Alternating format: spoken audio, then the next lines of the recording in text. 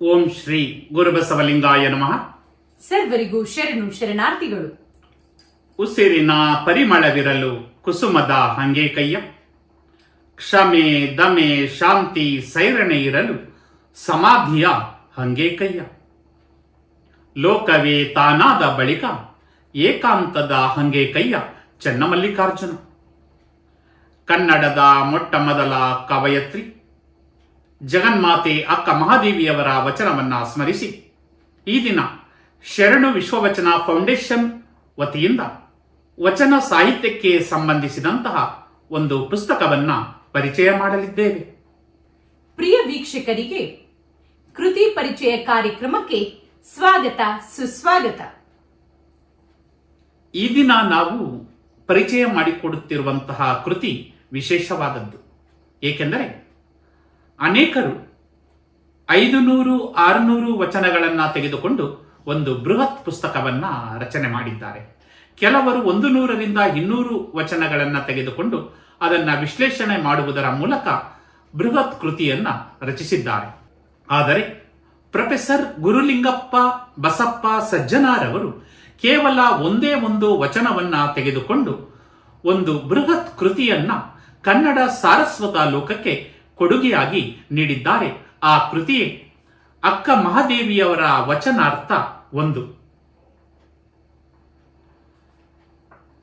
ಇದು ಪ್ರೊಫೆಸರ್ ಗುರುಲಿಂಗಪ್ಪ ಬಸಪ್ಪ ಸಜ್ಜನರವರ 2ನೇ ಕೃತಿ. ಈಗಾಗಲೇ ನಾನು ಅವರ ಮೊದಲ ಕೃತಿಯಾದಂತಹ ಅಲ್ಲಮ ಪ್ರಭುದೇವರ ವಚನಾರ್ಥ 1 ಎಂಬ ಕೃತಿಯನ್ನ ಪರಿಚಯ ಮಾಡಿಕೊಟ್ಟಿದ್ದೇನೆ. ಈಗ 2ನೇ ಕೃತಿ ಅಕ್ಕ ಮಹಾದೇವಿಯವರ ವಚನಾರ್ಥ 1. ಈ ಕೃತಿಯ ಪರಿಚಯಾತ್ಮಕ ಕಾರ್ಯಕ್ರಮಕ್ಕೆ ಮತ್ತೊಮ್ಮೆ ಮಗದೊಮ್ಮೆ ತಮಗೆ ಸ್ವಾಗತ. ಪ್ರೊಫೆಸರ್ ಗುರುಲಿಂಗಪ್ಪ ಬಸಪ್ಪ ಸಜ್ಜನಾರವರ ಅಕ್ಕಮಹಾದೇವಿಯವರ ವಚನಾರ್ಥ 1 ಕೃತಿಯನ್ನ ಪರಿಚಯ ಮಾಡೋಣವೇ? ಈ ಪುಸ್ತಕದಲ್ಲಿ ಅವರು ತೆಗೆದುಕೊಂಡಿರುವಂತಹ ವಚನ ಯಾವುದೆಂದರೆ, ಕೋಲ ತುದಿಯ ಕೋಡಗನಂತೆ. ಕೋಲ ತುದಿಯ ಕೋಡಗನಂತೆ, ನೇಣ ತುದಿಯ ಬೊಂಬೆಯಂತೆ, ಹಾಡಿದೆನೆಯ್ಯ ನೀನಾಡಿಸಿದಂತೆ, ಹಾನು ನುಡಿದೆನೆಯ್ಯ ನೀ ನುಡಿಸಿದಂತೆ, ಹಾನು ಇದ್ದೆನೆಯ್ಯ ನೀನು ಇರಿಸಿದಂತೆ, ಜಗದ ಯಂತ್ರ ವಾಹಕ ಚೆನ್ನ Mallikarjuna ಸಾಕೆಂಬನ್ನಕ್ಕ. ಹಯ್ಯ, like the monkey at the end of the pole, like the puppet at the end of the thread, I have played as you played me, I have spoken as you told me, I have lived as you bid me, until you, the maker of this mission called the world. ಈ ಒಂದು ವಚನವನ್ನ professor Gurulingappa ಬಾಸಜ್ಜನಾರವರು ಬಹಳ ಸೊಗಸಾಗಿ ಅರ್ಥಪೂರ್ಣವಾಗಿ ವೈಜ್ಞಾನಿಕ ತತ್ವಗಳ ಮೂಲಕ ಈ ಒಂದು ಕೃತಿಯಲ್ಲಿ ಪರಿಚಯಿಸಿದ್ದಾರೆ. ಅಕ್ಕ ಮಹಾದೇವಿಯವರ ವಚನಾರ್ಥ 1 ಇದರ ಲೇಖಕರು ಈಗಾಗಲೇ ಮೊದಲೇ ತಿಳಿಸಿದಂತೆ ಪ್ರೊಫೆಸರ್ ಗುರುಲಿಂಗಪ್ಪ ಬಸಪ್ಪ ಸಜ್ಜನಾರವರು. ಇವರು ಕಲಬುರ್ಗಿಯ ಶರಣ ಬಸವೇಶ್ವರ ವಿಜ್ಞಾನ ಮಹಾವಿದ್ಯಾಲಯದ ವಿಶ್ರಾಂತ ಪ್ರಾಧ್ಯಾಪಕರು. ಈ ಕೃತಿಯ ಪ್ರಕಾಶಕರು ಕಲಬುರ್ಗಿ ಗೋದುತಾಯಿ ನಗರದ ಬಸವಲಿಂಗ ಪ್ರಕಾಶನ. ಇದರ ಪ್ರಥಮ ಆವೃತ್ತಿ 2024ರಲ್ಲಿ ಪ್ರಕಟವಾಗಿದ್ದು, ಈ ಕೃತಿಯು ಒಟ್ಟು 116 ಪುಟಗಳನ್ನ ಒಳಗೊಂಡಿದೆ. ಈ ಕೃತಿಯ ಬೆಲೆ ರು 180. ಕೃತಿಯ ಎಲ್ಲಾ ಪುಟಗಳು ಕೂಡ ವರ್ಣರಂಜಿತವಾಗಿವೆ, ತುಂಬಾ ಸುಂದರವಾಗಿ ಮುದ್ರಣಗೊಂಡಿದೆ. ಈ ಕೃತಿಗೆ ಮುನ್ನುಡಿಯನ್ನ ಬರೆದಿರುವಂತಹವರು ವಿಜಯಪುರ ಜಿಲ್ಲೆ ಮುದ್ದೇಬಿಹಾಳದ ಅಧ್ಯಾಪಕರಾದಂತಹ ರುದ್ರೇಶ ಜಿ ಕಿತ್ತೂರ ಅವರು. ಇವರು ತಮ್ಮ ಮುನ್ನುಡಿಯಲ್ಲಿ ಆಧ್ಯಾತ್ಮ ಮತ್ತು ವಿಜ್ಞಾನವನ್ನು ಪ್ರತ್ಯೇಕವಾಗಿ ನೋಡುವ ನಿಲುವು ಬದಲಾಗಬೇಕು ಎಂಬುದನ್ನ ತಮ್ಮ ಮುನ್ನುಡಿಯಲ್ಲಿ ವ್ಯಕ್ತಪಡಿಸಿದ್ದಾರೆ. ಸತ್ಯದ ಹುಡುಕಾಟದಲ್ಲಿ ಇಂದು ವಿಜ್ಞಾನ ಮತ್ತು ಆಧ್ಯಾತ್ಮ ಕ್ರಮಿಸುವ ದಾರಿ ಭಿನ್ನವಾಗಿದ್ದರೂ ಅವುಗಳ ಗುರಿ ಒಂದೇ ಆಗಿದೆ ಎಂಬ ನಿಲುವನ್ನ ವ್ಯಕ್ತಪಡಿಸಿದ್ದಾರೆ. ಆದರೆ ಅಂದು ಬಸವಣ್ಣನವರ ಮಾರ್ಗದರ್ಶನದಲ್ಲಿ ಶರಣರು ಈ ಭಿನ್ನ ಪಥವನ್ನು ಏಕಪಥವನ್ನಾಗಿಸಿದ್ದರು ಎಂಬುದನ್ನ ಲೇಖಕರು ಒಂದು ವಚನದ ಮೂಲಕ ಸ್ಪಷ್ಟಪಡಿಸಿದ್ದಾರೆ. ವಚನಕಾರರು ಮೊದಲ ವಿಜ್ಞಾನ ಚಿಂತಕರು ಎಂಬುದನ್ನ ಜಗವು ಅರಿಯಲಿ ಎಂಬುದನ್ನ ತಮ್ಮ ಮುನ್ನುಡಿಯಲ್ಲಿ ದಾಖಲಿಸಿದ್ದಾರೆ. ತದನಂತರ ಈ ಕೃತಿಗೆ ಬೆನ್ನುಡಿಯನ್ನ ಬರೆದಿರುವಂತಹವರು ಕಲಬುರ್ಗಿಯ ಶರಣ ಬಸವ ಮಹಾವಿದ್ಯಾಲಯದ ಪ್ರಾಧ್ಯಾಪಕರು, ಮುಖ್ಯಸ್ಥರು ಆದಂತಹ ಹಾಗೂ ಕನ್ನಡ ಅಧ್ಯಯನ ಮತ್ತು ಸಂಶೋಧನಾ ವಿಭಾಗದ ಡಾಕ್ಟರ್ ಕಲ್ಯಾಣರಾವ್ ಜಿ ಪಾಟೀಲರವರು. ಇವರು ಲೇಖಕರನ್ನ ಸದುವಿನಯದ ಸಾಕಾರ ಸ್ವರೂಪಿಗಳು ಎಂದು ಬಣ್ಣಿಸಿದ್ದಾರೆ. ಲೇಖಕರು ಪಾಠವನ್ನ ಪ್ರಾರಂಭ ಮಾಡಿದರೆ ವಿದ್ಯಾರ್ಥಿ ವೃಂದಕ್ಕೆ ಸದಾ ಸ್ಫೂರ್ತಿಯುತ ಆದರ್ಶ ಪ್ರಾಧ್ಯಾಪಕರಾಗಿ ಹೊರಹೊಮ್ಮಿದ್ದಾರೆ ಎಂಬುದನ್ನು ತಮ್ಮ ಬೆನ್ನುಡಿಯಲ್ಲಿ ದಾಖಲಿಸಿದ್ದಾರೆ. ಪ್ರೊಫೆಸರ್ ಗುರುಲಿಂಗಪ್ಪ ಬಸಪ್ಪ ಸಜ್ಜನಾರವರು ತಮ್ಮ ಲೇಖಕರ ನುಡಿಯಲ್ಲಿ ಈ ರೀತಿ ತಮ್ಮ ಇಂಗಿತವನ್ನ ವ್ಯಕ್ತಪಡಿಸಿದ್ದಾರೆ. ಶ್ರೀ ಶರಣ ಬಸವೇಶ್ವರ ವಿಜ್ಞಾನ ಮಹಾವಿದ್ಯಾಲಯದಲ್ಲಿ ಅಧ್ಯಾಪಕರಾಗಿದ್ದ ಇವರು ಅಲ್ಲಿ ನಿವೃತ್ತರಾದ ನಂತರ ವಚನ ಅಧ್ಯಯನ ಪ್ರಾರಂಭ ಮಾಡಿದುದಾಗಿ ಹೇಳಿದ್ದಾರೆ. ಮೊದಲ ಹಂತದಲ್ಲಿ ವಚನಗಳಲ್ಲಿ ವೈಜ್ಞಾನಿಕ ಅಂಶಗಳು, ಇದಕ್ಕೆ ಸಂಬಂಧಿಸಿದ ಲೇಖನಗಳು, ಪುಸ್ತಕಗಳು ನನ್ನ ಗಮನವನ್ನ ಸೆಳೆದವು. ವಚನಗಳು ಗಣಿತದಲ್ಲಿಯ ಪ್ರಮೇಯಗಳಂತೆ ಕಾಣತೊಡಗಿತು. ಪೈಥಾಗರಸ್ ಪ್ರಮೇಯದಂತೆ ನಿರ್ದಿಷ್ಟವಾದ ತತ್ವಗಳನ್ನು ಪ್ರತಿಪಾದಿಸುತ್ತವೆ ಎನಿಸತೊಡಗಿತು. ಇದರಿಂದ ವಚನಗಳು ವೈಜ್ಞಾನಿಕ ಅಂಶಗಳು ಅಷ್ಟೇ ಅಲ್ಲ, ವಚನಗಳು ವೈಜ್ಞಾನಿಕ ಸೂತ್ರಗಳು ಎನ್ನುವುದು ಲೇಖಕರ ಮನಕ್ಕೆ ಖಚಿತವಾಯಿತು. ಸ್ಟ್ರಿಂಗ್ ಥಿಯರಿ ಬಗ್ಗೆ ಒಮ್ಮತ ಮೂಡಿಲ್ಲ. ಆದರೂ ಜಗದಲ್ಲಿರುವ ಎಲ್ಲವೂ ಸ್ಟ್ರಿಂಗ್ ಎನ್ನುವ ಮೂಲ ವಸ್ತುವಿನಿಂದ ನಿರ್ಮಾಣವಾಗಿದೆ ಎಂದು ವಿಜ್ಞಾನಿಗಳು ಪ್ರತಿಪಾದಿಸಲು ಪ್ರಯತ್ನಿಸುತ್ತಿದ್ದಂತೆ 12ನೇ ಶತಮಾನದಲ್ಲಿಯೇ ಬಸವಣ್ಣನವರು ನಾದ ಬಿಂದು ಕಲಾತೀತ ಹಾದಿ ಆಧಾರ ನೀನೇ ಹಯ್ಯ ಎಂದು ನಿಖರವಾಗಿ ಹೇಳಿದ್ದಾರೆ. ವಚನಗಳಲ್ಲಿ ಬರುವ ವಿಶ್ವದ ರಚನೆಯ ವಿವರಗಳು ವಿಜ್ಞಾನಿಗಳ ವಿವರಣೆಗಳಿಗಿಂತ ನಿಖರವಾಗಿ ಹೇಳಿದ್ದಾರೆ. ಪುಸ್ತಕದ ಮೊದಲ ಭಾಗದಲ್ಲಿ ಕೋಲತುದಿಯ ಕೋಡಗನಂತೆ ಇದರ ವೈಜ್ಞಾನಿಕ ವಿವರಣೆ the cell is the basic structural and functional unit of life forms ಎನ್ನುವುದನ್ನ ಸಾದರಪಡಿಸಲಾಗಿದೆ. ಎರಡನೇ ಭಾಗದಲ್ಲಿ ನೇಣ ತುದಿಯ ಬೊಂಬೆಯಂತೆ ಇದರ ವಿವರಣೆಯನ್ನ ನೋಡುವುದಾದರೆ ಇದರ ವೈಜ್ಞಾನಿಕ ವಿವರಣೆ ಹೀಗಿರುತ್ತದೆ. Living beings are machine made of beautiful chain structures called protein. Living being is protein machine ಎನ್ನುವುದನ್ನ ಇಲ್ಲಿ ಸಾದರಪಡಿಸಲಾಗಿದೆ. ನಂತರ ನೋಡುವುದಾದರೆ ನಾ ನುಡಿದೆನಯ್ಯ ನೀ ನುಡಿಸಿದಂತೆ ಇದರ ವಿವರಣೆಯನ್ನ ನಾವು ತಿಳಿಯಬೇಕಾದರೆ ನಾ ಎನ್ನುವುದು ಪ್ರೋಟೀನ್ ಮೆಷಿನ್ ಎನ್ನುವ ವಿವರಣೆಯಾಗಿದ್ದರೆ ನೀ ಎನ್ನುವುದು ಸದಾ ವಿವಿಧ ಸಂಕೇತ ಕಲಿಸುವ ಅನಂತವಾದ ನಿರಾಕಾರವಾದ ನಾದ ಬಿಂದು ಕಲಾತೀತ ಸೂಪರ್ ಸ್ಟ್ರಿಂಗ್ ಸಮೂಹ ಎನ್ನುವ ವೈಜ್ಞಾನಿಕ ವಿವರಣೆಯಾಗಿದೆ. ಈ ಪುಸ್ತಕವನ್ನ ಓದುತ್ತಾ ಹೋದಂತೆ ಅದರಲ್ಲಿ ಹೆಚ್ಚಿನ ವೈಜ್ಞಾನಿಕ ವಿವರಗಳು ಬೇಕಾದರೆ ಆ ಪುಸ್ತಕದ ಒಳಗಡೆ ಕೆಲವು ಪುಟಗಳಲ್ಲಿ QR ಕೋಡ್ ಅನ್ನ ಕೊಟ್ಟಿದ್ದಾರೆ. ಆ QR ಕೋಡ್ ಅನ್ನ ಸ್ಕ್ಯಾನ್ ಮಾಡುವುದರ ಮೂಲಕ ಫೇಸ್ಬುಕ್ ಮತ್ತು ಯೂಟ್ಯೂಬ್ಗೆ ಲಿಂಕ್ ಅನ್ನ ಒದಗಿಸಿಕೊಟ್ಟಿದ್ದಾರೆ. ಅಲ್ಲಿ ನಮಗೆ ಹೆಚ್ಚಿನ ವಿವರಣೆ ಬೇಕಾದರೆ ಆ ವಿವರಣೆಯನ್ನ ಪಡೆದುಕೊಳ್ಳಲು ಲೇಖಕರು ಈ ಒಂದು ವಿಶೇಷವಾದಂತಹ ಸಹಾಯವನ್ನ ನಮಗೆ ಮಾಡಿದ್ದಾರೆ. ಲೇಖಕರು ಇಲ್ಲಿ ಕೊಟ್ಟಿರುವುದು ವಚನದ ಭಾಗಶಃ ಅರ್ಥ. ವಚನ ಸಾಹಿತ್ಯ ಅಧ್ಯಯನ ಮಾಡುವಂತಹ ವಿದ್ಯಾರ್ಥಿಗಳಿಗೆ ಒಂದು ಹೊಸ ದಾರಿಯನ್ನ ತೋರಿಸಿಕೊಟ್ಟರೆ ಲೇಖಕರ ಶ್ರಮ ಸಾರ್ಥಕ ಎಂಬುದನ್ನ ಇಲ್ಲಿ ಅವರು ತಮ್ಮ ಅಭಿಪ್ರಾಯದ ಮೂಲಕ ವ್ಯಕ್ತಪಡಿಸಿದ್ದಾರೆ. ಅವರು ತಮ್ಮ ಲೇಖಕರ ನುಡಿಯಲ್ಲಿ ಪುಸ್ತಕ ಪ್ರಕಟಿಸಲು ನೆರವಾದಂತಹ doctor Kalyanrao G Patil, doctor Mallesh, professor Sharanu Sajjan, doctor Ningappa Annigeri, Shrimati Premakka Annigeri ಅವರಿಗೆ ಚಿರಋಣಿ ಎಂದು ಹೇಳಿಕೊಂಡಿದ್ದಾರೆ. ನಂತರ ಕೃತಿಯ ಪರಿವಿಡಿ ಪ್ರಾರಂಭವಾಗುತ್ತದೆ.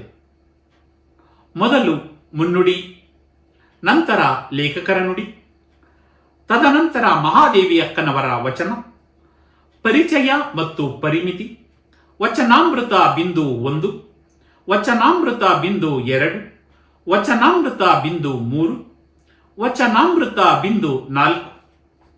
ನಂತರ ವಚನಗಳ ವೈಜ್ಞಾನಿಕ ಅರ್ಥ ಮಾಡುವ ಔಚಿತ್ಯ, ಶರಣರು ಸ್ಥಾಪಿಸಿದ ಶಿಕ್ಷಣ ಮತ್ತು ಕಾಯಕ ತರಬೇತಿ ಕೇಂದ್ರ, ಅನುಬಂಧಗಳು, ಕೃತಿ ಕುರಿತು ಮತ್ತು ಲೇಖಕರ ಪರಿಚಯವನ್ನ ಈ ಒಂದು ಕೃತಿಯಲ್ಲಿ ಪರಿವಿಡಿಯಲ್ಲಿ ಈ ಒಂದು ಅಂಶಗಳನ್ನ ದಾಖಲಿಸಿದ್ದಾರೆ.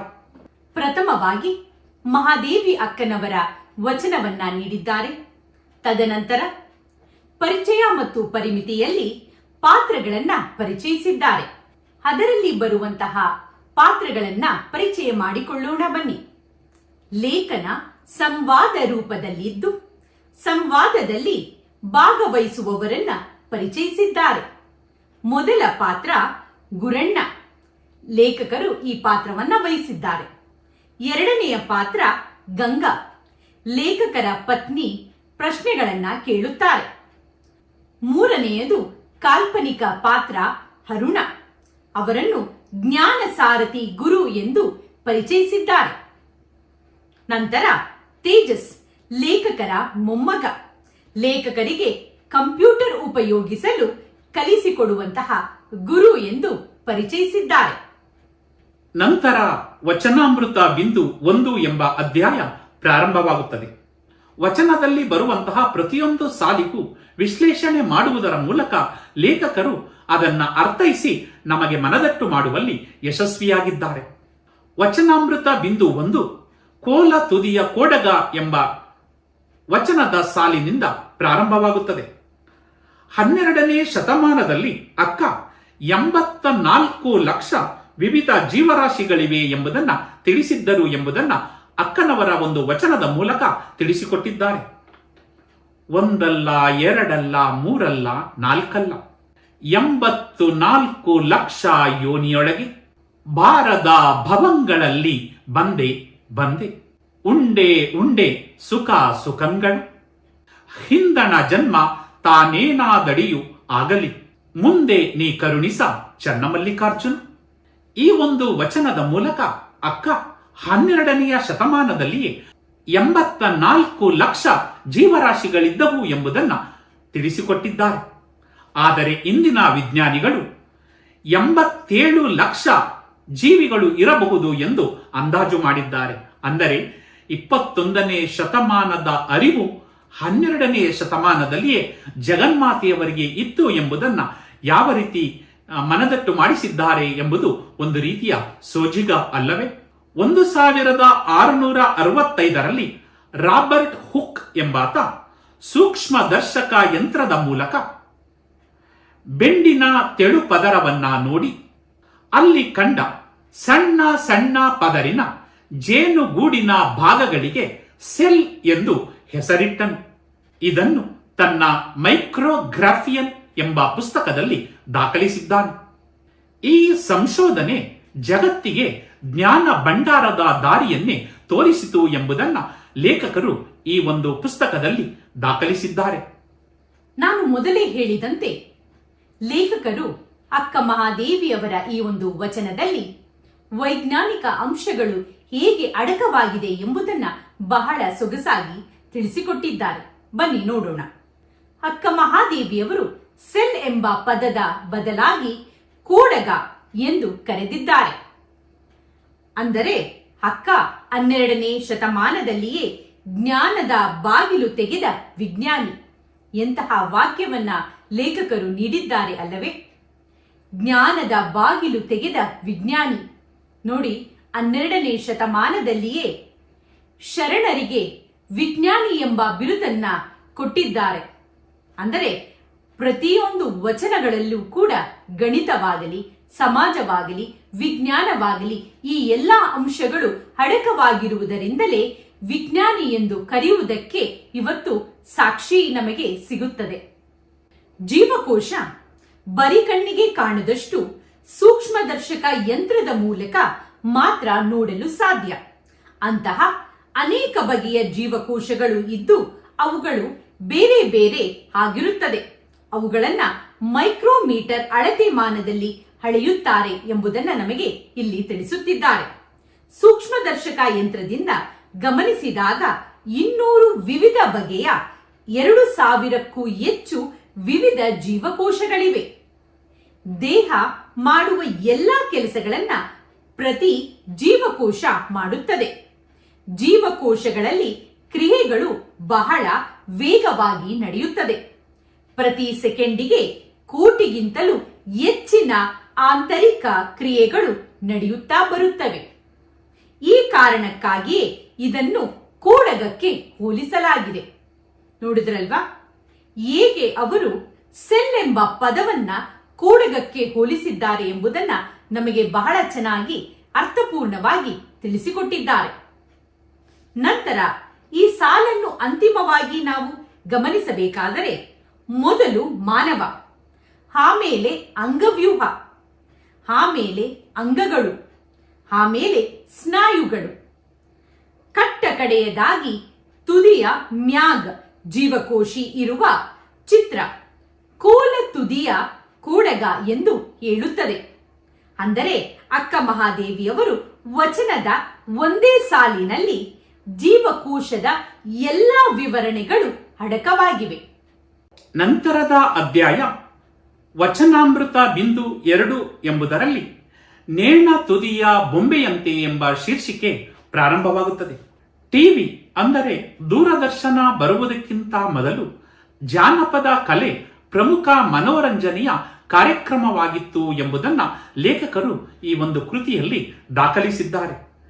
ಆ ಕಲೆಯಲ್ಲಿ ಗೊಂಬೆಯನ್ನು ಹೇಗೆ ತಯಾರು ಮಾಡುತ್ತಾರೆ, ಅದನ್ನು ದಾರಕ್ಕೆ ಹೇಗೆ ಕಟ್ಟುತ್ತಾರೆ ಎಂಬುದನ್ನು ತೋರಿಸಿ, ಆಡಿಸುವವನ ಕೈಚಳಕದಿಂದ ಗೊಂಬೆಯು ಹೇಗೆ ಕುಣಿಯುತ್ತದೆ ಎಂಬುದನ್ನು ಬಹಳ ಸುಂದರವಾಗಿ ವಿವರಿಸಿದ್ದಾರೆ.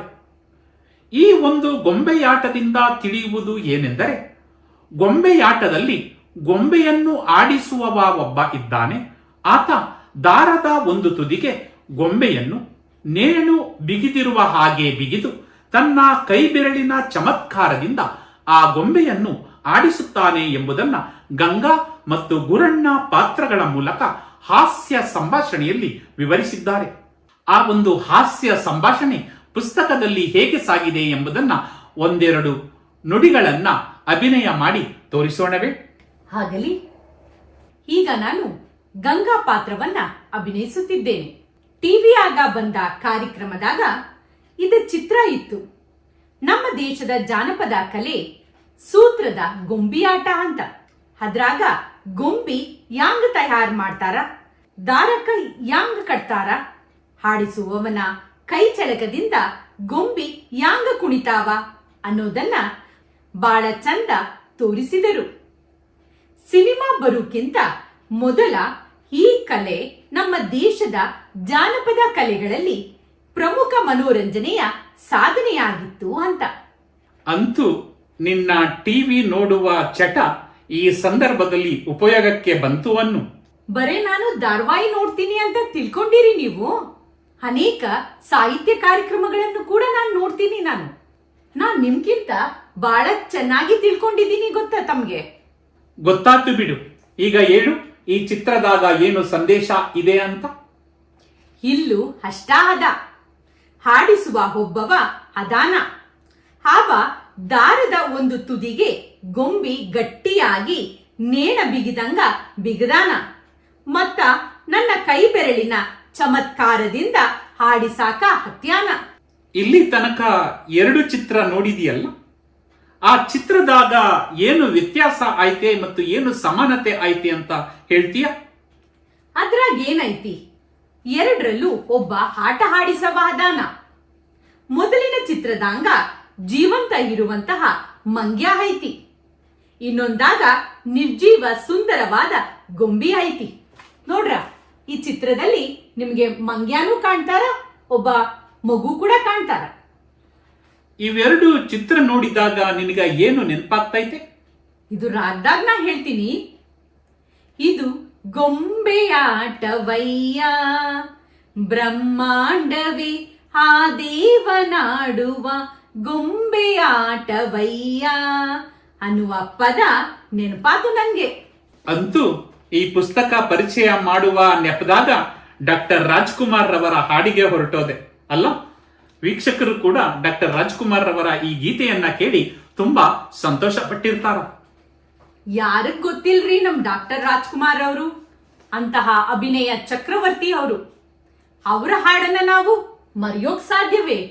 ಹೀಗೆ ನಮ್ಮ ಲೇಖಕರಾದಂತಹ ಪ್ರೊಫೆಸರ್ ಗುರುಲಿಂಗಪ್ಪ ಬಸಪ್ಪ ಸಜ್ಜನರವರು ಹಾಸ್ಯ ಮಿಶ್ರಿತವಾಗಿ ಈ ಕೃತಿಯನ್ನ ಎಳೆ ಎಳೆಯಾಗಿ ಚಿತ್ರಿಸುವುದರ ಮೂಲಕ ಓದುಗರ ಒಂದು ಆಸಕ್ತಿಯನ್ನ ಕೆರಳಿಸಿ ಕುತೂಹಲವನ್ನ ಹುಟ್ಟಿಸಿ ತೆಗೆದುಕೊಂಡು ಹೋಗಿದ್ದಾರೆ.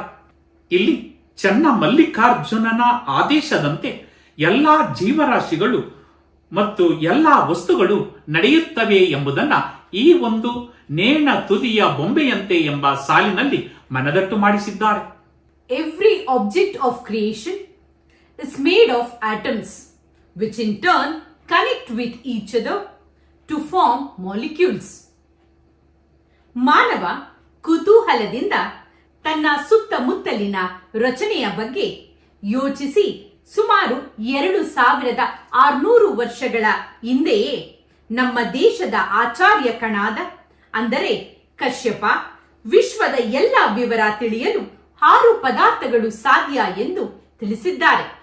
ಅವು ಯಾವುದೆಂದು ತಿಳಿಯೋಣವೇ? ಪ್ರಥಮವಾಗಿ ದ್ರವ್ಯ ಅಂದರೆ ಸಬ್ಸ್ಟೆನ್ಸ್, ಎರಡನೆಯದು ಗುಣ ಕ್ವಾಲಿಟಿ, ಮೂರನೆಯದು ಕರ್ಮ ಓಷನ್, ನಾಲ್ಕನೆಯದು ಸಾಮಾನ್ಯ ಯೂನಿವರ್ಸಲ್, ಐದನೆಯದು ವಿಶೇಷ ಪರ್ಟಿಕ್ಯುಲರ್, ಆರನೆಯದು ಸಮವಾಯು ಇನ್ಹೆರಿಟೆನ್ಸ್. ಅವರ ಪ್ರಕಾರ ಪ್ರತಿಯೊಂದು ಮೂಲ ವಸ್ತುವು ಪರಮಾಣುಗಳಿಂದ ರಚನೆಯಾಗಿದೆ ಮತ್ತು ಆ ಪರಮಾಣುಗಳು ರಚನೆ ನಿರ್ದಿಷ್ಟವಾಗಿರುತ್ತವೆ. ಅಣುಗಳ ರಚನೆಯ ಬಗ್ಗೆ ಅಪಾರವಾದ ಸಂಶೋಧನೆಯಾಗಿದ್ದು ಜಗತ್ತಿನಲ್ಲಿರುವ ಪ್ರತಿಯೊಂದು ವಸ್ತು ಪರಮಾಣುಗಳ ಜೋಡಣೆಯಿಂದ ಆಗಿರುತ್ತದೆ. ಶರಣರಿಗೆ ಅಣು ವಿಜ್ಞಾನದ ಬಗ್ಗೆಯೂ ಪರಿಚಯವಿದ್ದು ಅಕ್ಕನವರ ನೇಣ ತುದಿಯ ಬೊಂಬೆಯಂತೆ ಒಂದೇ ಒಂದು ಮುತ್ತಿನಂತಹ ಮಾತು ಇಲ್ಲಿ ಬಹಳ ವಿವರಣೆಯನ್ನ ನೀಡುತ್ತದೆ. ನಂತರ ವಚನಾಮೃತ ಬಿಂದು 3 ಅಧ್ಯಾಯ ಪ್ರಾರಂಭವಾಗುತ್ತದೆ. ಈ ಅಧ್ಯಾಯದಲ್ಲಿ ಬಳಸಿರುವಂತಹ ವಚನದ ಸಾಲು ಜಗದ ಯಂತ್ರವಾಹಕ ಚೆನ್ನಮಲ್ಲಿಕಾರ್ಜುನ, ಅಂದರೆ ಆಡಿಸುವಾತ ಆತ. ಈ ಅಧ್ಯಾಯದಲ್ಲಿ ಲೇಖಕರು ಶಿವಪಥ ಅರಿವಡೆ ಗುರುಪಥವೇ ಮೊದಲು ಎಂಬುದನ್ನ ಮನದಟ್ಟು ಮಾಡಿಸುವಲ್ಲಿ ಯಶಸ್ವಿಯಾಗಿದ್ದಾರೆ. ಇದಕ್ಕೆ ಚಿನ್ಮಯ ಜ್ಞಾನಿ ಚನ್ನಬಸವಣ್ಣನವರ ವಚನವನ್ನ ಉದಾಹರಿಸಿದ್ದಾರೆ. ಗುರು ಶಿಷ್ಯ ಸಂಬಂಧವ ನೇನೆಂದು ಉಪಮಿಸುವೆ, ಜ್ಯೋತಿಯಲ್ಲೊದಗಿದ ಜ್ಯೋತಿಯಂತಿರಬೇಕು, ದರ್ಪಣದೊಳಡಗಿದ ಪ್ರತಿಬಿಂಬದಂತಿರಬೇಕು, ಸ್ಫಟಿಕದೊಳಗಿರಿಸಿದ ರತ್ನದಂತಿರಬೇಕು, ರೂಪಿನ ನೆಳಲಿನ ಅಂತರಂಗದಂತಿರಬೇಕು. ಇದು ಕಾರಣ ಕೂಡಲ ಚನ್ನ ಸಂಗಯ್ಯ, ದರ್ಪಣವ ದರ್ಪಣಕ್ಕೆ ತೋರಿದಂತಿರಬೇಕು. ಹೀಗೆ ಚಿನ್ಮಯ ಜ್ಞಾನಿ ಚನ್ನಬಸವಣ್ಣನವರ ವಚನವನ್ನ ಕೊಟ್ಟು ಈ ಸಾಲನ್ನ ಮನದಟ್ಟು ಮಾಡಿಸುವಲ್ಲಿ ಪ್ರಯತ್ನಿಸಿದ್ದಾರೆ. ಈ ಅಧ್ಯಾಯದಲ್ಲಿ ಶಿವಪಥ ಅರಿವಡೆ ಗುರುಪಥವೇ ಮೊದಲು, ಎರಡನೆಯದಾಗಿ ವಸ್ತು, ಮೂರನೆಯದಾಗಿ ಮಡಕೆ ಮಾಡುವಡೆ ಮಣ್ಣೇ ಮೊದಲು, ಅಣುವಿನೊಳಗೆ ಅಣುವಾಗಿಪ್ಪಿರಿ, ನಾದ ಬಿಂದು ಕಳಾತೀತ, ಶಕ್ತಿ ಕ್ಷೇತ್ರ, ಇಷ್ಟು ಅಂಶಗಳ ಬಗ್ಗೆ ವಿವರಣೆ ಕೊಡುವುದರ ಮೂಲಕ ಈ ಅಧ್ಯಾಯವನ್ನ ಬೆಳೆಸಿಕೊಂಡು ಹೋಗಿದ್ದಾರೆ. ಈ ಅಧ್ಯಾಯದಲ್ಲಿ ಗುಪ್ತ ಮಂಚಣ್ಣನವರ ಬಗ್ಗೆ ಪ್ರಸ್ತಾಪವನ್ನ ಮಾಡಿದ್ದಾರೆ. ಬಹುಶಃ ಬಸವ ಕಲ್ಯಾಣದಲ್ಲಿ ಅನುಭವ ಮಂಟಪದಲ್ಲಿ ಇದ್ದಂತಹ ಗುಪ್ತ ಮಂಚಣ್ಣನವರ ಪರಿಚಯ ತಮಗೆ ಈಗಾಗಲೇ ಆಗಿದೆ ಎಂದು ಭಾವಿಸಿದ್ದೇನೆ. ಗುಪ್ತ ಮಂಚಣ್ಣನವರು ಬಿಜ್ಜಳನ ಆಸ್ಥಾನದಲ್ಲಿ ಮಂತ್ರಿಯಾಗಿದ್ದಂತಹವರು. ಬಸವಣ್ಣನವರ ಕಾಯಕ ಮತ್ತು ದಾಸೋಹ ತತ್ವದಿಂದ ಪ್ರಭಾವಿತರಾಗಿ ಅವರು ಕೂಡ ವಚನಕಾರರಾಗಿ ಮಾರ್ಪಾಡಾಗುತ್ತಾರೆ. ವೈಷ್ಣವ ಧರ್ಮಕ್ಕೆ ಸೇರಿದ್ದಂತಹ ಮಂಚಣ್ಣನವರು ಗುಪ್ತವಾಗಿ ಶರಣ ಧರ್ಮವನ್ನ ಆಚರಿಸಲು ಆರಂಭಿಸುತ್ತಾರೆ. ಆದುದರಿಂದ ಮಂಚಣ್ಣನವರನ್ನ ಗುಪ್ತ ಮಂಚಣ್ಣ ಎಂದೇ ಜನರು ಕರೆಯಲಾರಂಭಿಸುತ್ತಾರೆ. ಒಂದು ಸಲ ಗುಪ್ತಾ ಮಂಚಣ್ಣನವರು ನಮ್ಮ ಕರ್ನಾಟಕದ ಸಾಂಸ್ಕೃತಿಕ ನಾಯಕರಾದಂತಹ ವಿಶ್ವಗುರು ಬಸವಣ್ಣನವರನ್ನ ಭೇಟಿಯಾಗಿ ನನ್ನ ರಾಮನಾಥನನ್ನು ಹುಡುಕಿ ಕೊಡಿ ಎಂದು ಕೇಳಿಕೊಳ್ಳುತ್ತಾರೆ. ಆಗ ಬಸವಣ್ಣನವರು ನಿಮ್ಮ ರಾಮನಾಥ ಹೇಗಿದ್ದಾನೆ ವಿವರಿಸಿ ಎಂದಾಗ ಗುಪ್ತಾ ಮಂಚಣ್ಣನವರು ರಾಮನಾಥನವರ ಚಹರೆಯನ್ನು ಈ ರೀತಿ ವಿವರಿಸುತ್ತಾರೆ. ಮರುಳನ ಊಟದಂತೆ, ಮಯೂರನ ನಿದ್ರೆಯಂತೆ, ಮಾರ್ತಾಂಡನ ಕಿರಣದಂತೆ, ಸ್ಫಟಿಕದ ಘಟದಂತೆ, ಕಟಕದಲ್ಲಿ ತೋರುವ ಹಸಿಯ ರಸೆಯಂತೆ, ಹೊದ್ದಿಯೂ ಹೊದ್ದದಂತೆ, ಇದ್ದು ಇಲ್ಲದಂತೆ, ಕಂಡು ಕಾಣದಂತೆ, ಕೇಳಿಯೂ ಕೇಳದಂತೆ ಇಪ್ಪ, ಸುಳಿವ ಜಂಗಮ ಮೂರ್ತಿಯ ಕಂಡು ನಮೋ ನಮೋ ಎಂಬೆ ನಾರಾಯಣ ಪ್ರಿಯ ರಾಮನಾಥ. ಆಗ ಬಸವಣ್ಣನವರು ನಿನ್ನ ಕಣ್ಣು ತೆಗೆ, ನಿನ್ನ ರಾಮನಾಥ ಸಿಕ್ಕ ಎಂದು ಹೇಳುತ್ತಾರೆ. ಆಗ ಗುಪ್ತಾ ಮಂಚಣ್ಣನವರು ಸಂತೋಷದಿಂದ ಕಣ್ಣನ್ನ ತೆರೆದು ಬೇಗ ತೋರಿಸಿ ನನ್ನ ರಾಮನಾಥ ಎಲ್ಲಿ, ಬೇಗ ತೋರಿಸಿ ನನ್ನ ರಾಮನಾಥ ಎಲ್ಲಿ ಎಂದು ಬಸವಣ್ಣನವರನ್ನ ವಿನಂತಿಸಿಕೊಳ್ಳುತ್ತಾರೆ. ಅದಕ್ಕೆ ಬಸವಣ್ಣನವರು ಮಂಚಣ್ಣನವರನ್ನು ಮುಟ್ಟಿ, ಅವನು ನಿನ್ನೊಳಗುಂಟು, ನೀನು ಅವನೊಳಗುಂಟು. ಆಗ ಮಂಚಣ್ಣನವರಿಗೆ ತುಂಬಾ ಅತೀವವಾದಂತಹ ಸಂತಸವಾಗುತ್ತದೆ. ಸುಳಿವ ಜಂಗಮ ಮೂರ್ತಿಯ ಕಂಡು ನಮೋ ನಮೋ ಎಂಬೆ ನಾರಾಯಣ ಪ್ರಿಯ ರಾಮನಾಥ ಎನ್ನುತ್ತಾ ಮುಂದೆ ಸಾಗುತ್ತಾರೆ. ಈ ಘಟನೆಯಿಂದ ಅರಿವಾದ ವಿಚಾರಗಳು: ನನ್ನ ಹೊರಗಿನ ವಿಷಯಗಳನ್ನು ನಾನು ಹರಿಯುವುದು ಬಹಳ ಸುಲಭ. ನನ್ನ ಒಳಗಿರುವ ವಸ್ತುವನ್ನು ಹರಿಯಲು ಒಬ್ಬ ವ್ಯಕ್ತಿ ಅಥವಾ ಸಾಧನ ಅಥವಾ ತತ್ವದ ಅವಶ್ಯಕತೆ ಇದೆ. ಅಂತಹ ಅರಿವನ್ನು ಮೂಡಿಸುವ ವ್ಯಕ್ತಿಗೆ, ತತ್ವಕ್ಕೆ, ಸಾಧನಕ್ಕೆ ಗುರು ಎಂದು ಕರೆಯುತ್ತಾರೆ. 12ನೇ ಶತಮಾನದಲ್ಲಿಯೇ ಗುರುವಿಗೆ ಬಹಳ ಉನ್ನತವಾದ ಸ್ಥಾನವನ್ನ ನೀಡಿದವರು ನಮ್ಮ ಶರಣರು. ಅಂದರೆ ಗುರುವಿಗೆ ಶರಣರು ಮಹತ್ವವಾದ ಸ್ಥಾನವನ್ನ ನೀಡಿದ್ದಾರೆ ಎಂಬುದನ್ನ ನಾವು ಸಾಕಷ್ಟು ವಚನದ ಮೂಲಕ ನಾವು ತಿಳಿಯಬಹುದು.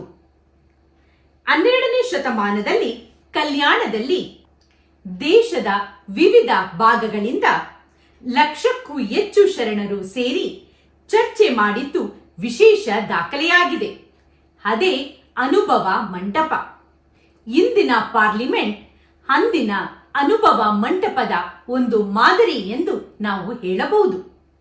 ಸದ್ಯಕ್ಕೆ 1954ರಲ್ಲಿ ಜಿನೀವಾ ನಗರದಲ್ಲಿ CERN ಅಂದರೆ the European organisation for nuclear research ಇಲ್ಲಿ 110 ದೇಶಗಳ 18,000 ವಿಜ್ಞಾನಿಗಳ ತಂಡ ದೇವಕಣದ ಅಧ್ಯಯನವನ್ನ ನಡೆಸಿದೆ ಎಂಬುದನ್ನ ಇಲ್ಲಿ ಲೇಖಕರು ನಮಗೆ ತಿಳಿಸುತ್ತಿದ್ದಾರೆ. ಎಷ್ಟನೇ ಇಸವಿ ಅದು?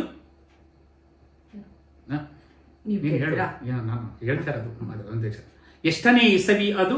1954ರಲ್ಲಿ. ಎಷ್ಟು ಜನ ವಿಜ್ಞಾನಿಗಳು ಸೇರಿದ್ದರು? 18,000 ವಿಜ್ಞಾನಿಗಳು ಅಲ್ಲಿ ಸೇರಿದ್ದರು. ಅಂದರೆ 19ನೇ ಶತಮಾನದಲ್ಲಿ 18,000 ವಿಜ್ಞಾನಿಗಳು ಸೇರಿರುವುದನ್ನೇ ಒಂದು ದಾಖಲೆ ಎಂಬುದನ್ನ ಇಲ್ಲಿ ಲೇಖಕರು ತೋರಿಸಿದ್ದಾರೆ. ಆದರೆ 12ನೇ ಶತಮಾನದಲ್ಲಿ 1,96,000 ಶರಣರು ಸೇರಿದ್ದರು ಎಂದರೆ ಆ ದಾಖಲೆಯನ್ನ 21ನೇ ಶತಮಾನದಲ್ಲೂ ಕೂಡ ಮುರಿಯಲಾಗಿಲ್ಲ ಎಂಬುದು ಎಂತಹ ಸೋಜಿಗ ಎಂಬುದು ಮನದಟ್ಟಾಗುತ್ತದೆ ಅಲ್ಲವೇ? ಹೌದು, ಖಂಡಿತ. ತದನಂತರ ಅನೇಕ ಶರಣರ ವಚನಗಳ ಮೂಲಕ ವಸ್ತು, ಶಕ್ತಿ, ಕ್ಷೇತ್ರವನ್ನ ಬಹಳ ಚೆನ್ನಾಗಿ ವಿವರಿಸಿದ್ದಾರೆ. ಬನ್ನಿ ಮುಂದೆ ವಚನಾಮೃತ ಬಿಂದು 4ರ ಶೀರ್ಷಿಕೆಯ ಅಡಿಯಲ್ಲಿ ಹಾಡಿದೆನಯ್ಯ ನೀನಾಡಿಸಿದಂತೆ ಎಂಬುದರ ಬಗ್ಗೆ ವಿವರಣೆಯನ್ನ ತಿಳಿದುಕೊಳ್ಳೋಣ. ಈ ಒಂದು ಅಧ್ಯಾಯದಲ್ಲಿ ಮಾನವನನ್ನು ನಿಯಂತ್ರಿಸುವ ದೇಹದ ಭಾಗ ಮಿದುಳು. ಜೀವಕೋಶವನ್ನು ಕೋಶಪೊರೆ ನಿಯಂತ್ರಿಸುತ್ತದೆ ಎಂಬುದನ್ನ ಇಲ್ಲಿ ಲೇಖಕರು ನಮಗೆ ತಿಳಿಸುತ್ತಿದ್ದಾರೆ. ಟಿವಿ ಆಂಟೆನಾ ಇಲ್ಲದಿದ್ದರೆ ಟಿವಿ ಬಂದ್ ಆಗುವ ಸಾಧ್ಯತೆ ಇದೆ ಎಂಬುದು ನಮಗೆಲ್ಲರಿಗೂ ಗೊತ್ತಿರುವಂತಹ ಮಾಹಿತಿ. ಮನುಷ್ಯನಲ್ಲಿ ಮಿದುಳು ಮತ್ತು ಕೋಶಪೊರೆ ಇಲ್ಲದಿದ್ದರೆ ದೇಹದ ಎಲ್ಲಾ ಕ್ರಿಯೆಗಳು ಕೂಡ ಬಂದಾಗುತ್ತವೆ. ಮಿದುಳು ಇಲ್ಲವಾದರೆ ಮಾನವನ ದೇಹ ಯಾವುದೇ ಕಾರಣಕ್ಕೂ ಕೂಡ ಕೆಲಸವನ್ನ ಮಾಡುವುದಿಲ್ಲ ಎಂಬುದನ್ನ ಸಾಕಷ್ಟು ಉದಾಹರಣೆಗಳನ್ನ ನೀಡುವುದರ ಮೂಲಕ ಬಹಳ ಚೆನ್ನಾಗಿ ನಮಗೆ ತಿಳಿಸಿಕೊಟ್ಟಿದ್ದಾರೆ. ಅದೇ ರೀತಿ ಅಕ್ಕ ಮಹಾದೇವಿಯವರು ಚೆನ್ನ ಮಲ್ಲಿಕಾರ್ಜುನನ ಆದೇಶದಂತೆ ನಾನು ಹಾಡುತ್ತಿದ್ದೇನೆ, ನುಡಿಯುತ್ತಿದ್ದೇನೆ, ಇರುತ್ತಿದ್ದೇನೆ ಎಂದು ತಮ್ಮ ವಚನದಲ್ಲಿ ಹೇಳಿದ್ದಾರೆ. ನಂತರದ ಅಧ್ಯಾಯದಲ್ಲಿ ವಚನಗಳ ವೈಜ್ಞಾನಿಕ ಅರ್ಥ ಮಾಡುವ ಔಚಿತ್ಯ ಎಂಬುದನ್ನು ವಿವರಿಸಿದ್ದಾರೆ. ಇದರಲ್ಲೂ ಕೂಡ ಗುರಣ್ಣ ಮತ್ತು ಗಂಗಾ ಅಂದರೆ ಲೇಖಕರು ಮತ್ತು ಲೇಖಕರ ಪತ್ನಿಯವರಾದಂತಹ ಗಂಗಾರವರು ಸಂಭಾಷಣೆಯ ಮಾಡುವ ರೂಪದಲ್ಲಿ ನಮಗೆ ಅನೇಕ ಪದಗಳ ಅರ್ಥವನ್ನ ನೀಡುವಲ್ಲಿ ಸಮರ್ಥರಾಗಿದ್ದಾರೆ. ನಂತರ ಅಧ್ಯಾಯ 8ರಲ್ಲಿ ಶರಣರು ಸ್ಥಾಪಿಸಿದ ಶಿಕ್ಷಣ ಮತ್ತು ಕಾಯಕ ತರಬೇತಿ ಕೇಂದ್ರಗಳ ಬಗ್ಗೆ ತಿಳಿಸಿಕೊಟ್ಟಿದ್ದಾರೆ. ಅಲ್ಲಿ ದಾಸೋಹ ಮಠಗಳ ಬಗ್ಗೆ ವಿವರಣೆಯನ್ನ ನೀಡಿದ್ದಾರೆ. ಸತ್ಯ ಶುದ್ಧ ಕಾಯಕವೇ ಪೂಜೆ ಎನ್ನುವುದು ಶರಣರ ಅನಿಸಿಕೆ ಎಂಬುದನ್ನು ನಮಗೆ ಮನದಟ್ಟು ಮಾಡಿಸುವಲ್ಲಿ ಯಶಸ್ವಿಯಾಗಿದ್ದಾರೆ. ಇನ್ನು ಬಸವರಾಜ ದೇವರು ಮುಖ್ಯವಾದ ಅಸಂಖ್ಯಾತರ ಮಠಗಳು ಈ ಕಲ್ಯಾಣದೊಳಗೆ ಎಷ್ಟು ಎಂದರೆ 12,000 ಕಟ್ಟಳೆಯ ನೇಮದ ಭಕ್ತರ ಮಠಗಳು, 28,000 ಮಹಾಮನೆಗಳು, 10,000 ನಿತ್ಯ ನೇಮಿಗಳ ಮಠಗಳು, 15,000 ಚಿಲುಮೆಯಗ್ಗವಣಿಯ ವ್ರತಸ್ಥರ ಮಠಗಳು, 5,000 ವೀರ ವ್ರತ ನೇಮಿಂಗಳ ಕಟ್ಟಳೆಯ ಮಠಗಳು, 12,000 ಅಚ್ಚ ಪ್ರಸಾದಿಗಳ ಮಠಗಳು, 1,064 ಶೀಲ ಸಂಪನ್ನರ ಮಠಗಳು, ನಿತ್ಯ 1,000 ಜಂಗಮಕ್ಕೆ ಆರೋಗಣೆಯ ಮಾಡಿಸುವ ದಾಸೋಹಿಗಳ ಮಠಗಳು 32,000, ನಿತ್ಯ 500 ಜಂಗಮಕ್ಕೆ ಒಲಿದು ದಾಸೋಹ ಮಾಡುವ ಸತ್ಯ ಸದಾಚಾರಿಗಳ ಮಠಗಳು 58,000, ನಿತ್ಯ 1,500 ಜಂಗಮಕ್ಕೆ ಒಲಿದು ದಾಸೋಹವ ಮಾಡುವ ದಾಸೋಹಿಗಳ ಮಠಗಳು 11,000, ನಿತ್ಯ ಅವಾರಿಯಿಂದ ಮಾಡುವ ಮಾಟಕೂಟದ ಸದ್ಭಕ್ತರ ಮಠಗಳು 1,00,000, ಜಂಗಮ ಸಹಿತ ಸಮಯಾಚಾರದಿಂದ ಲಿಂಗಾರ್ಚನೆಯ ಮಾಡುವ ಜಂಗಮ ಭಕ್ತರ ಮಠಗಳು 2,770. ಒಟ್ಟು 2,85,770 ಮಠಗಳ ಬಗ್ಗೆ ಲೇಖಕರು ಇಲ್ಲಿ ವಿವರಣೆ ನೀಡುವುದರ ಮೂಲಕ ನಮ್ಮನ್ನು ಕಲ್ಯಾಣ ಪಟ್ಟಣಕ್ಕೆ ಕರೆದುಕೊಂಡು ಹೋಗಿ ಲೋಕದೊಳಗೆ ಕಲ್ಯಾಣವೇ ಕೈಲಾಸವೆನಿಸಿತ್ತು ಎಂಬುದನ್ನು ಮನದಟ್ಟು ಮಾಡಿಸುವಲ್ಲಿ ಯಶಸ್ವಿಯಾಗಿದ್ದಾರೆ. 12ನೇ ಶತಮಾನದಲ್ಲಿ ಅಣ್ಣ ಬಸವಣ್ಣನವರು ಸ್ಥಾಪನೆ ಮಾಡಿದಂತಹ ದಾಸೋಹ ಮಠಗಳು ಇಂದಿಗೂ ಕೂಡ ಕಾರ್ಯನಿರ್ವಹಿಸಿ ಸಮಾಜದ ಏಳಿಗೆಯಲ್ಲಿ ಮಹತ್ವದ ಪಾತ್ರ ವಹಿಸುತ್ತದೆ ಎಂಬುದನ್ನು ಲೇಖಕರು ತಮ್ಮ ಈ ಒಂದು ಕೃತಿಯಲ್ಲಿ ತಿಳಿಸಿಕೊಟ್ಟಿದ್ದಾರೆ. ತದನಂತರ ಅನುಬಂಧಗಳು ಎಂಬ ಅಧ್ಯಾಯ ಪ್ರಾರಂಭವಾಗುತ್ತದೆ. ಅದರಲ್ಲಿ ಕೃತಿಯನ್ನ ಕುರಿತು KS ಮಲ್ಲೇಶ್ ರವರು ಪ್ರೊಫೆಸರ್ ಸಜ್ಜನಾರವರಿಗೆ ನನ್ನ ನಮಸ್ಕಾರಗಳು ಎಂಬ ಶೀರ್ಷಿಕೆಯ ಅಡಿಯಲ್ಲಿ ತಮ್ಮ ಅಭಿಪ್ರಾಯವನ್ನ ಹಂಚಿಕೊಂಡಿದ್ದಾರೆ. KS ಮಲ್ಲೇಶ್ ರವರು ತಮ್ಮ ಅಭಿಪ್ರಾಯದಲ್ಲಿ 8 ಅನಿಸಿಕೆಗಳನ್ನ ಹಾಗೂ 4 ಸಲಹೆಗಳನ್ನ ನೀಡಿದ್ದಾರೆ.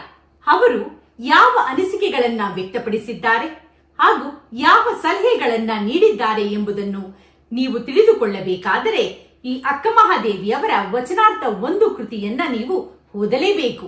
ಓದಿದ ಮೇಲೆ ನಿಮ್ಮ ಅಭಿಪ್ರಾಯವನ್ನ ನಮಗೆ ತಪ್ಪದೆ ತಿಳಿಸಿ ಎಂದು ಕೇಳಿಕೊಳ್ಳುತ್ತಿದ್ದೇನೆ. ತದನಂತರ ಕೊನೆಯ ಪುಟದಲ್ಲಿ ಲೇಖಕರ ಪರಿಚಯವನ್ನ ನೀಡಿದ್ದಾರೆ. ಬನ್ನಿ ಲೇಖಕರ ಪರಿಚಯವನ್ನ ನೋಡೋಣ. ಇವರ ಜನನ 4/9/1949 ಗಂಜಿ ಆಳ ಕೂಡಲ ಸಂಗಮದ ನೆರೆಯಹಳ್ಳಿ. ತಂದೆ ದಿವಂಗತ ಶ್ರೀ ಬಸಪ್ಪ ಸಜ್ಜನಾರವರು. ಇವರು ಪ್ರಾಥಮಿಕ ಶಾಲಾ ಶಿಕ್ಷಕರು, ಆದರ್ಶ ಶಿಕ್ಷಕರೆಂದು ಗೌರವವನ್ನ ಕೂಡ ಪಡೆದಿದ್ದಾರೆ. ಸರ್ಕಾರಿ ಶಾಲೆಯಾದರೂ ವಸತಿ ಶಾಲೆಯ ಮಾದರಿಯಲ್ಲಿ ಮುಲ್ಕಿ ಪರೀಕ್ಷೆಗೆ ಮುಂಜಾನೆ 4ರಿಂದ ರಾತ್ರಿ 10ರವರೆಗೆ ನಿರಂತರ ವಿದ್ಯಾರ್ಥಿಗಳಿಗೆ ತರಬೇತಿ ಕೊಟ್ಟು ಎಲ್ಲರ ಗೌರವಕ್ಕೆ ಪಾತ್ರರಾಗಿದ್ದಾರೆ. ಲೇಖಕರ ತಾಯಿಯ ಹೆಸರು ದಿವಂಗತ ಶ್ರೀಮತಿ ಬಸಲಿಂಗವ್ವ ಸಜ್ಜನ. ಇವರ ಮಡದಿಯ ಹೆಸರು ಶ್ರೀಮತಿ ಗಂಗವ್ವ ಗುರುಲಿಂಗಪ್ಪ. ಇವರ ಪರಿವಾರವನ್ನ ಪರಿಚಯ ಮಾಡಿಕೊಡುವುದಾದರೆ, ಮೊದಲ ತಮ್ಮನ ಕುಟುಂಬ ಬ್ರಿಗೇಡಿಯರ್ ನಿವೃತ್ತರಾಗಿದ್ದಾರೆ ಸಂಗಮೇಶ ಅವರು. ದಿವಂಗತ ಶ್ರೀಮತಿ ವಿಜಯಶ್ರೀ ಸಂಗಮೇಶ, ಇವರ ಪುತ್ರರು ಚಿರಂಜೀವಿ ಶ್ರೇಯಸ್ ಸಾಫ್ಟ್ವೇರ್ ಎಂಜಿನಿಯರ್, ಕುಮಾರಿ ಸೌಪರ್ಣಿಕ ಡಿಪ್ಲೊಮಾ ಓದುತ್ತಿದ್ದಾರೆ. ಎರಡನೇ ತಮ್ಮನ ಕುಟುಂಬ ಶ್ರೀ ಮಹಾಂತೇಶ ನಿವೃತ್ತ ಮಾಧ್ಯಮಿಕ ಶಾಲಾ ಮುಖ್ಯ ಶಿಕ್ಷಕರು. ಅವರ ಪತ್ನಿ ಶ್ರೀಮತಿ ಕಾಂತಾ ಮಹಾಂತೇಶ್ ಮುಖ್ಯ ಶಿಕ್ಷಕರು ಸರ್ಕಾರಿ ಹಿರಿಯ ಪ್ರಾಥಮಿಕ ಶಾಲೆ. ಇವರ ಪುತ್ರ Shri Sharath software engineer, Shrimati Sneha Nagesh software engineer. ಲೇಖಕರ ಮೊದಲನೆಯ ಮಗನ ಕುಟುಂಬ ಶ್ರೀ ಶರಣಬಸಪ್ಪ, ಇವರು ಸಾಫ್ಟ್ವೇರ್ ಎಂಜಿನಿಯರ್ ಆಗಿದ್ದಾರೆ. ಶ್ರೀಮತಿ ಅರುಣಾ ಶರಣಬಸಪ್ಪ, ಚಿರಂಜೀವಿ ತೇಜಸ್ ಬಿಬಿಎ ಓದುತ್ತಿದ್ದಾರೆ. ಕುಮಾರಿ ತನಿರಿಕಾ SSLCಯನ್ನ ಓದುತ್ತಿದ್ದಾರೆ. ಇನ್ನು ಎರಡನೇ ಮಗನ ಕುಟುಂಬ ಶ್ರೀ ಅರುಣ ಸಾಫ್ಟ್ವೇರ್ ಎಂಜಿನಿಯರ್ ಆಗಿ USCಯಲ್ಲಿ ಇದ್ದಾರೆ. ಡಾಕ್ಟರ್ ಮನೋರಂಜಿನಿ ಅರುಣ ಗೈನೋಕಲಾಜಿಸ್ಟ್ ಆಗಿದ್ದಾರೆ. ಕುಮಾರಿ ತನಿಷಾ 11ನೇ ತರಗತಿಯನ್ನ USA ಅಲ್ಲಿ ಓದುತ್ತಿದ್ದರೆ, ಕುಮಾರಿ ತನ್ವಿ 4ನೇ ತರಗತಿಯನ್ನ ಯುನೈಟೆಡ್ ಸ್ಟೇಟ್ಸ್ ಆಫ್ ಅಮೆರಿಕಾದಲ್ಲಿ ವ್ಯಾಸಂಗ ಮಾಡುತ್ತಿದ್ದಾರೆ. ನಂತರ ಲೇಖಕರ ವಿದ್ಯಾಭ್ಯಾಸ, ಲೇಖಕರ ಉದ್ಯೋಗಗಳು, ಲೇಖಕರ ಪ್ರಕಟವಾದ ಪುಸ್ತಕಗಳು ಮತ್ತು ಪ್ರಕಟಣೆಗೆ ಸಿದ್ಧವಾಗಿರುವಂತಹ ಕೆಲವು ಪುಸ್ತಕಗಳು ಮತ್ತು ಇವರು ಯೂಟ್ಯೂಬ್ನಲ್ಲಿ ಅನೇಕ ವಿಡಿಯೋಗಳನ್ನ ಹಂಚಿಕೊಂಡಿದ್ದಾರೆ. ಫೇಸ್ಬುಕ್ನಲ್ಲಿ ಕೂಡ ವಚನ ವಿಜ್ಞಾನ ವಿಷಯವಾಗಿ 500 ಪೋಸ್ಟ್ಗಳನ್ನು ಮಾಡಿದ್ದಾರೆ. ಪ್ರತಿಲಿಪಿಯಲ್ಲಿ ಅನೇಕ ಲೇಖನಗಳು ಕೂಡ ಪ್ರಕಟವಾಗಿವೆ. ಅಕ್ಕ ಮಹಾದೇವಿಯವರ ವಚನಾರ್ಥ 1 ಕೃತಿಯ ಲೇಖಕರಾದಂತಹ ಪ್ರೊಫೆಸರ್ ಗುರುಲಿಂಗಪ್ಪ ಬಸಪ್ಪ ಸಜ್ಜನರವರು ನಮ್ಮ ಶರಣು ವಿಶ್ವವಚನ ಫೌಂಡೇಶನ್ ಸಂಸ್ಥೆಯ ಆಜೀವ ಸದಸ್ಯರು ಕೂಡ ಆಗಿದ್ದಾರೆ. ಜೊತೆಗೆ ನಮ್ಮ ಸಂಸ್ಥೆಯಿಂದ ಕೈಗೊಳ್ಳುವಂತಹ ಶಾಲೆಗಳೆಡೆಗೆ ವಚನಗಳ ನಡಿಗೆ ಕಾರ್ಯಕ್ರಮ ಆಗಬಹುದು, ವಚನ ಗ್ರಾಮ ಕಾರ್ಯಕ್ರಮ ಆಗಬಹುದು ಮತ್ತು ಅನೇಕ ಸಾಕ್ಷಿ ಚಿತ್ರಗಳನ್ನ ಹೊರತರುತ್ತಿದ್ದೇವೆ. ಅದಕ್ಕೆ ಅವರು ಆರ್ಥಿಕವಾಗಿ ಸಹಾಯವನ್ನ ಮಾಡುವುದರ ಮೂಲಕ ನಮ್ಮ ಚಟುವಟಿಕೆಗಳು ಜನಮಾನಸಕ್ಕೆ ತಲುಪುವಲ್ಲಿ ನೆರವಾಗಿರುವುದನ್ನ ಈ ಸಂದರ್ಭದಲ್ಲಿ ಗೌರವ ಪೂರ್ವಕವಾಗಿ ನೆನೆಯುತ್ತೇವೆ. ಪ್ರೊಫೆಸರ್ ಗುರುಲಿಂಗಪ್ಪ ಬಸಪ್ಪ ಸಜ್ಜನಾರವರು ಬರೆದಿರುವಂತಹ ಅಕ್ಕ ಮಹಾದೇವಿಯವರ ವಚನಾರ್ಥ 1 ಕೃತಿಯನ್ನ ಬಹಳ ಕಡಿಮೆ ಸಮಯದಲ್ಲಿ ನಾವು ವಿವರಿಸಿದ್ದೇವೆ. ಇದು ಯಾವ ರೀತಿ ಎಂದರೆ, ಸಾಸಿವೆಯಲ್ಲಿ ಸಾಗರವನ್ನ ಅಡಗಿಸುವಂತೆ. ಏಕೆಂದರೆ ಈ ಮೂಲ ಕೃತಿಯನ್ನ ನೀವು ಓದಿದರೆ ಮಾತ್ರ ಈ ಸಂಪೂರ್ಣ ಅರ್ಥವನ್ನ ನೀವು ತಿಳಿಯುವುದಕ್ಕೆ ಸಾಧ್ಯವಾಗುತ್ತದೆ. ಆದ್ದರಿಂದ ನಾನು ಎಲ್ಲ ಶರಣ ಬಂಧುಗಳಲ್ಲಿ ಕೇಳಿಕೊಳ್ಳುವುದೇನೆಂದರೆ, ದಯಮಾಡಿ ಈ ಪುಸ್ತಕವನ್ನ ಖರೀದಿ ಮಾಡಿ ಈ ಪುಸ್ತಕದಲ್ಲಿರುವಂತಹ ಪ್ರತಿಯೊಂದು ಪುಟದಲ್ಲಿರುವಂತಹ ಅರ್ಥಗರ್ಭಿತವಾದಂತಹ ಆ ಒಂದು ಅಂಶಗಳನ್ನ ನೀವು ಅಧ್ಯಯನ ಮಾಡಬೇಕು. ಯಾಕಂದ್ರೆ ಇದರಿಂದ ನಾವು ತಿಳಿಯುವುದೇನೆಂದರೆ, 12ನೇ ಶತಮಾನದಲ್ಲಿಯೇ ವಚನಕಾರರಿಗೆ ವೈಜ್ಞಾನಿಕ ಮನೋಭಾವನೆ ಇತ್ತು ಎಂಬುದನ್ನ ಇಲ್ಲಿ ಈ ಒಂದು ಕೃತಿಯ ಮೂಲಕ ನಮಗೆ ತಿಳಿದು ಬರುತ್ತದೆ. ಅಕ್ಕ ಮಹಾದೇವಿಯವರ ವಚನಾರ್ಥ 1 ಪುಸ್ತಕ ಪ್ರತಿಯೊಬ್ಬರಿಗೂ ಕೂಡ ವೈಜ್ಞಾನಿಕ ಚಿಂತನೆಯನ್ನ ಮೂಡಿಸುವಲ್ಲಿ ಸಹಕಾರಿಯಾಗಿದೆ. ವಿದ್ಯಾರ್ಥಿಗಳು, ಕಾಲೇಜಿನ ಅಧ್ಯಾಪಕರು, ವಿಜ್ಞಾನಿಗಳು ಮತ್ತು ಪ್ರತಿಯೊಬ್ಬ ವಚನಾಸಕ್ತರು ಕೂಡ ಈ ಪುಸ್ತಕವನ್ನ ತೆಗೆದುಕೊಂಡು ಓದಿ. ಪುಸ್ತಕ ಬೇಕಾದರೆ ದಯಮಾಡಿ ನಮ್ಮನ್ನು ಸಂಪರ್ಕಿಸಿ. ಅಕ್ಕ ಮಹಾದೇವಿಯವರ ವಚನಾರ್ಥ 1 ಕೃತಿಯನ್ನ ಬರೆದಿರುವಂತಹ ಪ್ರೊಫೆಸರ್ ಗುರುಲಿಂಗಪ್ಪ ಬಸಪ್ಪ ಸಜ್ಜನರವರಿಗೆ ಶರಣು ವಿಶ್ವವಚನ ಫೌಂಡೇಶನ್ ವತಿಯಿಂದ ನಾನು ಧನ್ಯವಾದಗಳನ್ನ ಅರ್ಪಿಸುತ್ತಿದ್ದೇನೆ. ಲೇಖಕರ ಮತ್ತಷ್ಟು ಕೃತಿಗಳು ಕನ್ನಡ ಸಾರಸ್ವತ ಲೋಕಕ್ಕೆ ಇನ್ನೂ ಪರಿಚಯವಾಗಲಿ ಎಂದು ಆಶಿಸುತ್ತಾ, ಪುಸ್ತಕದ ಪರಿಚಯವನ್ನು ನೀವೆಲ್ಲರೂ ವೀಕ್ಷಿಸಿದ್ದೀರಲ್ಲವೇ? ಈ ಪುಸ್ತಕದ ಪರಿಚಯದ ಕುರಿತು ತಾವು ನಮ್ಮ ಯೂಟ್ಯೂಬ್ ಚಾನೆಲ್ ಅಲ್ಲಿ ಕಮೆಂಟ್ ಮೂಲಕ ತಮ್ಮ ಅಭಿಪ್ರಾಯವನ್ನ ವ್ಯಕ್ತಪಡಿಸಬಹುದು. ಮುಂದಿನ ಮತ್ತೊಂದು ಪುಸ್ತಕದ ಪರಿಚಯ ಕಾರ್ಯಕ್ರಮದಲ್ಲಿ ಭೇಟಿಯಾಗೋಣ. ಸರ್ವರಿಗೂ ಶರಣಾರ್ಥಿಗಳು. ಶರಣು ಶರಣಾರ್ಥಿ.